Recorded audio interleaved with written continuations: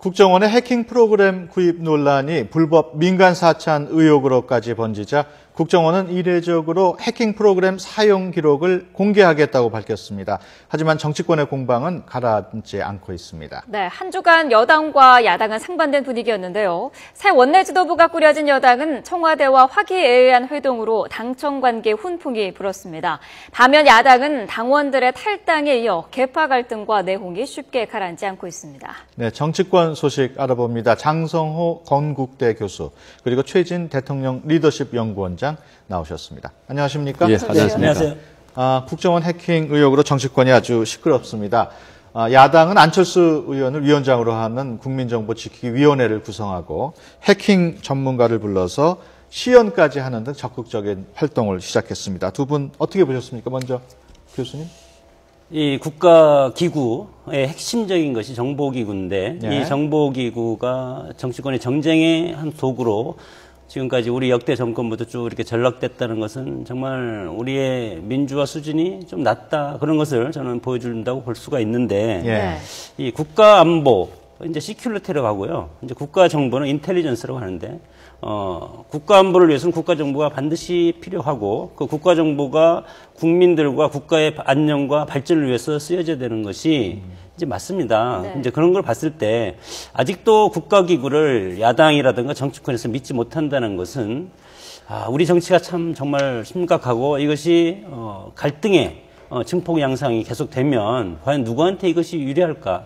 저는 국정원의 어떤 특수성이라든가 대북 정보 수집 이런 것에 대해서는 정치권도 이해를 하고 정보위원회 회의가 끝나고 여당 야당 간사가 나와서 국민들한테 알 권리 차원에서 다 일일이 다 브리핑을 하지 않습니까? 네. 저는 이런 것도 좀 문제가 있다고 봅니다. 예. 국민들이 무조건 다 알아서 좋을 게 아니고 국가 안보와 안위를 위해서는 국민들이 일정 부분 알지 못하는 것도 다수 있어야 되는데 그것을 다 얘기함으로써 국민들이 더 혼란스럽게 빠지는 정치권에서 이런 것을 당력적인 차원에서 이용한다는 것은 문제가 있다고 봅니다. 예. 최 원장께서는 어떻게 보십니까? 이제 조금 생각이 다른데요. 국정원이 어떤 데입니까? 과거에 중앙정보부였고 이름을 바꿔서 안기부였다가 이제 국정원 왔는데 그동안에 정말 말도 많고 탈도 많았지 않습니까? 예.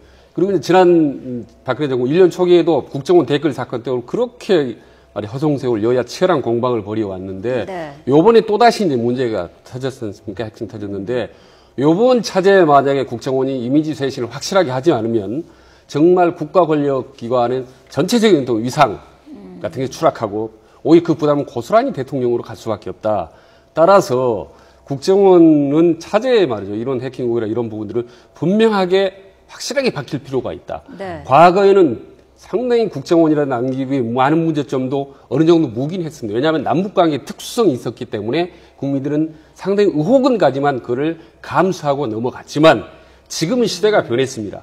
국가 안보도 중요하지만 그에 못지않게 중요한 게 국민의 안전이고 알 권리거든요. 네. 그래서 저는 이 기회에 확실하게 이런 부분들이 투명하게 뭔가 검증이 돼야 앞으로 국정원도 활동을 하기 더 용이하고 또 국민들의 신뢰를 회복할 수 있다고 저는 보는 거죠. 네, 그래서 그랬을까요? 국정원이 해킹 프로그램 사용 기록을 공개하겠다라고까지 밝혔는데 이런 방식은 어떻게 보시나요?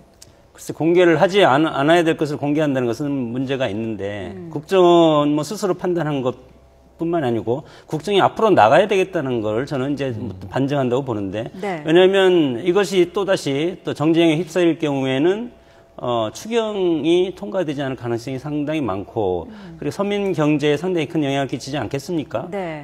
그런 측면에서 국정원도 원칙은 지켜야 되겠지만 국정이 앞으로 나가기 위해서는 물론 어떤 잘못이 있으면 누구든지 엄벌에 처해야 된다고 봅니다. 이것을 예를 들어서 민간인 사찰에 이용을 했다거나 하면 네. 그러나 그런 증거가 없다는 것을 국정원 스스로 털 필요가 있다. 그래서 국민의 국정원, 국민의 정보기관, 국가의 정보기관으로 다시 나고 그리고 정치권도 마찬가지로 내년 총선이 있고 지금 정치권에서 이합 집산이 상당히 내부적인 갈등이 심하지만 이 국가 안보와 관련된 것은 하루빨리 매듭을 져서 옳고 그름을 확실히 따져서 정리하고 그리고 추경이라든가 서민경제를 위해서 국회가 할 일은 해야 된다고 봅니다. 네. 네. 바로 이제 그 말씀을 저는 전적으로 동감하면서 그런 의혹의 소지가 너무나 많아요. 보면 2012년 대선을 7개월밖에 남겨두지 않은 시점에서 말이죠. 왜 후진국이나 이런 쓰는 그 프로그램을 해킹 프로그램을 도입했는지 아주 오비락이 아니겠습니까? 예. 거기다가 연구용이라고 하지만은 너무 광범위하게 민간인 사찰도 동원할 수 있는 그런 시스템이라는 의혹을 부추기기에 충분하고 또 지방선거 때도 2014년에 사용했다는 그런 의혹들. 네. 의혹이 줄줄이 너무나 많습니다, 이게. 그래서 우리 장소 교수님 말씀대로 요번에 확실하게 이런 부분들을 정리를 해야 예. 야당이 아니라 우리는 우선 국정원, 국가기관, 그리고 대통령을 위해서도 바람직하다고 보는 거죠. 네. 예. 근데 문제는 국정원이 해킹 사용 기록을 공개하겠다는 방침을 내놨음에도 불구하고 논란이 지금 계속 가라앉지 않고 있습니다. 정보 공개 방식을 놓고 여야의 신경전이 이어지고 있는데요. 야당은 가공되지 않은 사용 기록을 넘겨받아서 분석하기를 원하고 있고, 또 여당은 국정 운영에 발목을 잡는 무책임한 의혹 제기를 중단하라면서 비판의 날을 세우고 있습니다. 이 같은 여야의 의혹과 공방 어떻게 보십니까? 이 그 중심에 저는 안철수 위원장이 상당히 중요한 역할을 하리라고 봅니다. 예. 메리스 정국 때도는 좀 의사로서 전공을 제대로 좀 살리지 못했다는 비판을 했었는데 이번에는 흔쾌하게 본인이 이제 위원장직을 맡았지 않습니까? 네. 근데 만약에 과거처럼 정말 뭐 국정의 발목 잡기, 그다음 여당의 뭐 공격을 위한 공격 이런 투쟁적인 모습을 만약에 안철수가 보여준다면 오히려 저는 이미지가 더 저하될 거라고 봅니다. 예. 정말 정치적 공방 이해관계를 떠나서 정말 국익을 위해서 아주 냉철하게 본인의 어떤 전문가적인 역량을 동원해서 제대로 날카롭지만 아주 공정, 공평, 무사하게 역할을 다한다면 오히려 저는 여야 관계를 위해서 오히려 바람직하고 본인 스스로의 대권주자로서 이미지도 이렇게 업그레이드 시킬 수 있는 좋은 기회다. 그래서 이 여야 공방, 정치 공방이냐 아니면 국정에 새로 거듭나는 좋은 기회로 삼냐 하는데 이 안철수 위원장이 의외로 중요한 역할을 하는 지금 위치에 있다고 봅니다. 예. 네. 근데 당시에는 할 때 문재인 대표 핸드폰을 지금 해봤지 않았습니까? 네. 근데 뭐 전혀 그런 것이 없다고, 뭐 한 그 이상도 저는 나오지 않을 거라고 보고, 중요한 것은, 우리가 대북 현실에서 대북 정부라든가 산업 스파이와 관련돼서, 과연 이런 자체가에서 정보 수집을 하지 않으면 예를 들어서 뭐 각 정당 대표라든가 정치인이라든가 이런 민간이라든가 이런 데 사용하면 정말 이제 큰일이지만 네. 우리의 안보적인 측면에서 이런 것들이 선진 각국에서 또 비공개로 다 하고 있지 않습니까? 미국이라든가 그런 데서 사용하는 것도 물론 정보위원들은 그것을 일단은 직접 눈으로 보고 더 이상 할 말이 없게 국정원에서는 할 필요가 있을 것 같습니다. 어차피 이것이 잘 됐건 잘못됐던 국정원에서 이것이 오픈이 됐으니까 예. 그것을 국정원에서 결제 차원에서 이것을 입증을 해줘야 된다고 봅니다. 네. 자, 여야 상황도 좀 짚어보도록 하겠습니다. 먼저 여당은 지금 뭐 얼마 전에 청와대 회동도 분위기가 굉장히 좋았고요. 뭐 이를 계기로 해서 당내 분위기도 좀 많이 좋아질 거라고 보십니까? 이제 저는 앞으로 이제 물꼬가 트이고 점점 개선되리라고 봅니다. 네. 다만 이제 아쉬운 부분은 많은 평론가들이 그런 얘기를 했죠. 기왕에 오랜만에 청와대를 만났기 때문에 좀 식사도 하고 말이죠. 네. 또 와인잔도 부딪혔으면 더 나았을 텐데 하는 아쉬움이 있습니다. 그런데 네. 지금 단순히 그날 한 번만의 회동으로 지금 확 나아지진 않고 있습니다. 여론조사 보면 지금 지지도가 여전히 답보 상태이고 화이트 칼라 같은 경우는 지금 19%밖에 되지 않습니다. 그리고 네. 블루 칼라도 30% 지지도를 넘지 않고 있습니다. 이 얘기는 뭐냐면 소통의 물꼬가 터졌지만 아직 여전히 국민들은 부족하다고 생각하는 거죠. 그래서 이번 당청 청와대 모임을 계기로 대통령께서는 좀 더 넓게 더 활짝 문호를 열어서 여당뿐만 아니라 야당 대표들까지 불러서 말이죠. 더 허심탄회하게 대하는 그야말로 앞으로 소통이 활짝 열리는 그런 계기가 됐으면 좋겠습니다. 네. 원희철 어떻게 정책위 의장이, 원내대표가 됐죠. 원내대표 됐는데 코피 얘기도 하고, 네. 또 소록도 얘기도 하고, 대통령한테 여당 대표가 상당히 지금 구애를 많이 한 것 같습니다. 왜냐하면 현실적으로 사례는 국가 권력이기 때문에, 네. 지금 정권과 같이 삐뚤거리거나 이렇게 갈등이 있으면 내년 총선에 직격탄을 맞는 것이고, 중요한 것은 김무성 대표의 리더십이 상당히 위축됐다. 이번 기회로 위축됐고, 청와대 입김이 상당히 가능성이 앞으로 커질 것이다. 그래서 일단은 이것이 잠복이 되고 국민들한테는 오히려 편안한 느낌을 주지만 네. 이것이 10월 이후에 총선 공천을 앞두고 불거질 가능성이 있는데 이때 뭐 제2라운드가 저는 시작되리라고 봅니다. 시작될 것 같지만 그래도 김무성 대표의 리더십을 지금까지 보면 그렇게 큰 갈등은 없이 지나갈 것 같습니다. 방금 원유철 신임 원내대표 얘기를 잠깐 하셨습니다만 네. 그 행보가 좀 주목을 받고 있습니다. 유승민 원내대표 때하고 좀 달리 그 증세 없는 복지 논란이라든가 법인세 인상 문제, 약간의 좀 입장 변화가 느껴지는데 어떻게 보셨습니까? 약간 왼쪽으로 가다가 다시 오른쪽으로 왔는데, 원래 박근혜 대통령을 대통령 후보로 만들고 당에서 대선 공약을 제시한 것이 증세 없는 복지, 그리고, 지금 청와대에서 대통령이 추진하고 있는 여러 경제 살리기, 이런 것들이 그때 당시에 이미 서로 모든 의원들이 다 합의해서 결정한 거 아닙니까? 네. 그러나 그 결정한 것이 대통령 가는데 당에서는 다른 얘기를 하고 있으니까, 네. 대통령이 그것에 대해서 강하게, 반박을 해서 유승민 사태가 왔었고, 네. 그래서 그 결정의 차원에서 유승민 대표가 어쨌건 뭐 자이든 타이든 물러났지 않았습니까? 네. 그런 측면에서 봤을 때 지금 정책위의장을 하던 원유철 의원이 원내대표로 왔으니까 이것은 최초의 새누리당의 전반적인 어떤 당의 정체성이라든가 국정 철학을 과거의 대통령이 출범할 때랑 같이 가겠다. 이렇게 지금 뭐 수정을 한 것 같습니다. 원유철 의원이 이제 유승민 의원하고 러닝메이트 아니었습니까? 네. 그런데 그때는 아무 말 하지 않다가 네. 이번 이제 원내대표가 되니까 유승민 대표의 그런 중세없는 복지 부분을 이제 정반대되는 입장을 표명한 것은 좀 모양이 참 좋지는 않습니다. 다만 네. 아마 대통령이 기왕의 힘을 실어주는 김에 저는 그 힘을 실어주는 그런 의도적인 이제 발언이라고 봅니다. 그래서 일단 네. 결과적으로 뭐 대통령이 국정의 폭을, 운신의 폭을 넓혀주기 위해서 저는 이제 그런 말을 했다는 점에서 일단 뭐 긍정적으로 보고요. 앞으로 차제에 어찌 됐든 당청과는 좀 호흡을 잘 맞춰서 하고, 그리고 대통령이 이제 아까 말씀하셨듯이 힘이 좀 넓어졌기 때문에 이제는 좀 포용력 있는 좀 아량을 베푸는 그런 모습들을 여야에게 국민들에게 좀 보여줬으면 좋겠다. 좀 기대를 가져봅니다. 네. 자, 야당도 한번 짚어보겠습니다. 혁신안을 지금 4차까지 내놨는데 탈당은 지금 계속 이어지고 있거든요. 혁신위가 지금 그 제대로 된 역할을 하지 못하고 있다라는 얘기도 나오고 있는데 당내 내홍이 언제쯤 좀 수그러들까요? 당내 내용은 2003년 열린우리당 창당 당시를 보면 똑같이 가고 있습니다, 지금.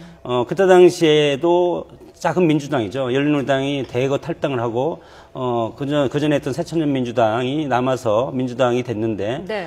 그 민주당이 결국은 지방선거에서 완승하지 않았습니까? 지금도 내년 4.13 총선까지는 과거의 2003년 열린우리당 시절처럼 열린우리당, 그러니까 친노계가 그대로 가고, 그 다음에 호남 세력을 중심으로 해서 새로운 신당이 저는 나오리라고 봅니다. 네. 그랬을 때 호남에서는 제1당이 지금 새로운 신당이 될 가능성이 많고, 그리고 수도권에서는 지금 새정치민주연합이 일정 부분 의석수를 가져가고, 네. 그리고 나서 이제 대선 때 또 다시 한번 연합 공천을 하던 이합 집산을 한 번 더 거칠 가능성이 상당히 많기 때문에 네. 야당의 역사를 과거 뭐 멀리 가보지 않아도 2003년 그 테이프만 딱 봐도 그 현상이 앞으로 5, 6개월 동안 똑같이 재편될 가능성이 상당히 많다고 봅니다. 네. 야당 상황 어떻게 보시나요? 네, 뭐 지금 혁신위원회가 한 달 반 했나요? 절반 정도 하고 나머지 절반 정도 남았는데 비노 진영은 이미 혁신위원회에 대한 평가가 내려졌습니다.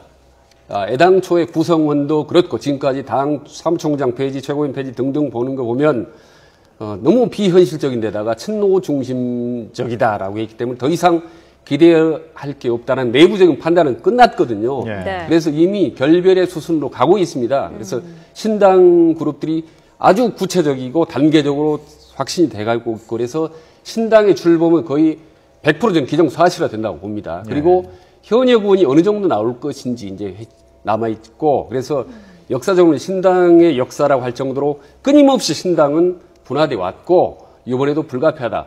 다만, 그 신당이 성공하느냐 마느냐는 절대 국민의 심판이 달려있는 거죠. 네. 그래서 얼마나 새로운 뉴페이스들이 들어오고, 또 국민을 위한 새로운 청사진을 제시하느냐.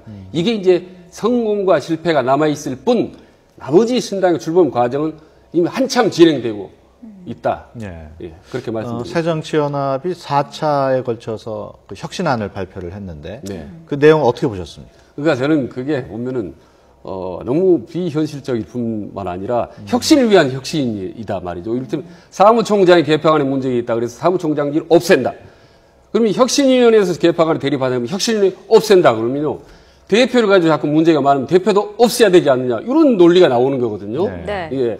그래서 실질적인 문제는 사람의 문제인데 사무총장이라든지 그 부분도 얼마든지 비노지형으로 과감하게 탕평을 하면 쉽게 문제가 해결될 걸. 예. 본질은 놔두고 말이야 자꾸 격까지만 두드리기 때문에 비노지형에서는 아마 이제 가능성이 없다. 예. 더구나 지금 오늘 현재까지 보면 말이죠. 묘하게 우여곡절 끝에서 마지막 모양새가 대표에게 상당히 힘을 실어주는 결과가 돼버렸거든요. 네. 친노위 수장으로 지목을 받는 문재인 대표에게 뭐 결국 권한을 준다는 거는 결국은 우리 비노를 제거하기 위한 것이 아니냐. 그리고 요즘 최근에 신당들 탈당 주점이 있는데 친노 지정 거의 말리거나 방어하거나 잡거나 하지 않습니다. 갈 테면 가라라는 방향으로 나가기 때문에 네.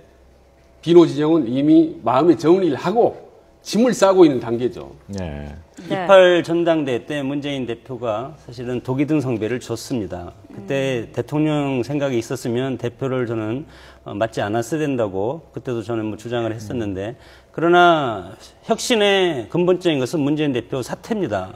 그리고 야당에서 국면전을 하는 것은 대표 사퇴가 가장 효율적이고 역사, 우리 한국의 역사가 그렇게 지금까지 해왔지 않습니까? 여당은 권한이 분산됩니다. 대통령과 정부 여당이 책임의 어떤 실패라든가 비판을 분산하기 때문에 그렇게 큰 위험 부담이 없는데 야당은 가장 큰 효과가 대표가 대표직을 던지는 것만이 다른 국민으로 넘어가는. 그러나 지금까지 보궐선거, 지방선거 참패해서 누군가가 또 책임을 안 지지 않았습니까? 예. 이런 것을 봤을 때 문재인 대표가 지금 대표직을 던지지 않는 한 혁신은 공연불이고 더 다른 방법은 저는 좀 없다고 봅니다. 그러니까 하나만 더 보시면 지금 여론조사를 보면요. 우리 새정치연합이 새누리당의 3분의 1 정도밖에 안 됩니다. 정당 네. 지지도가. 거기다가 아직 출범하지도 않은 가상의 신당 하고 지루했더니 거의 절반 정도밖에 안 되거든요. 네. 그러니까 정당 지지도는 지금 최악의 상황인데다가 본인의 지지도 정도도 지금 계속 3위, 4위로 좀 밀리고 있거든요. 그러니까 당의 지지도와 본인의 지지도가 네. 동시에 최대 위기인 거죠. 바로 그게 보친노 패권주의라는 본인 어떤 기득권을 내려놓는 모습을 전혀 보이지 못하고 격까지만 빙빙 돌기 때문에 이런 지금 문제가 예. 계속 악화되고 있는 거죠. 네, 알겠습니다. 지금까지 장성호 건국대 교수 또 최진 대통령 리더십 연구원장과 함께 얘기 나눴습니다. 오늘 두 분 고맙습니다. 고맙습니다. 감사합니다.